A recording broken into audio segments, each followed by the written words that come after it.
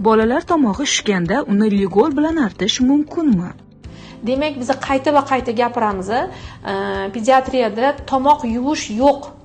Tomoq yuvib hech narsaga erishib bo'lmaydi. Tomoq yuvilganda bolajonga yengillik bo'lmaydi, uni tuzatib qo'yilmaydi. Bolajonga aksincha o'sha florani o'ldirib yorib antiseptik bilan yuvganda va o'shadagi reflektor zonani qo'zg'atish oqibatida nafas yo'llarini siqilishiga olib kelishi mumkin. Go'daklarda o'zi tomoq og'rig'i juda ham kam bo'ladi. Tomoq og'rig'i bu xalqchil tildagi gapda.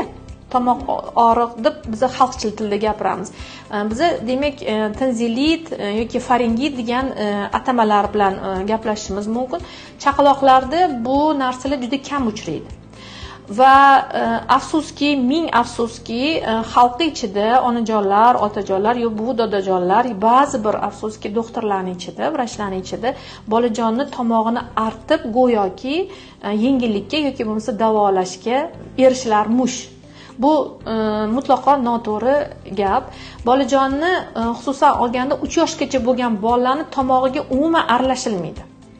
Ya'ni tomog'ini artish, tomog'ini chayish, tomog'ini yuvish, tomog'ini qo'l bilan artish, tomoqqa sprey ko'rinishidagi dorilarni sepish mutlaqo mumkin emas. Nima uchun? Bolajonni 3 yoshgacha bo'lgan bolalarda o'sha zonada, halqumda, ya'ni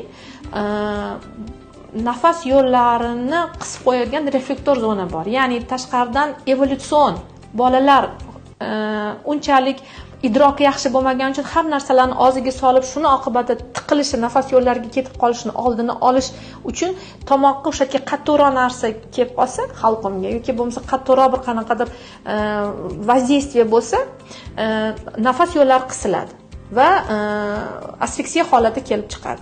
Bu bir tomondan kerak emas narsani va xavfli narsani nafas yo'llariga ketib qolishini oldini oladi, lekin ikkinchi tomondan bolajon nafas olishga yo'l qo'ymaydi va bu reanimatsion holat hisoblanadi.